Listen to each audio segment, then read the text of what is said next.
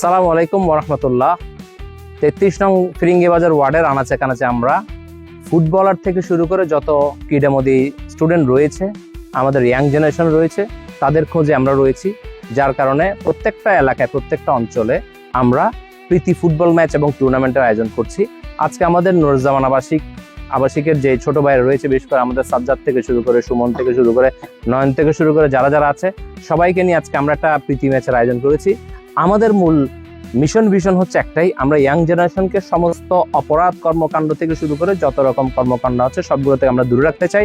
আমরা চাই এই খেলাধুলার মাধ্যমে তাদের শারীরিক বিকাশের মাধ্যমে এবং মানসিক বিকাশটা যাতে সুন্দরভাবে হয় সেজন্য আমরা কাজ করছি। আমাদের একটাই উদ্দেশ্য, আমাদের স্টুডেন্টরা যেমন পড়ালেখা করছে, মানুষের মতো মানুষ হচ্ছে, সমাজ যারা সুন্দর সমাজ বিনির্মাণের জন্য তারা অবদান রাখবে।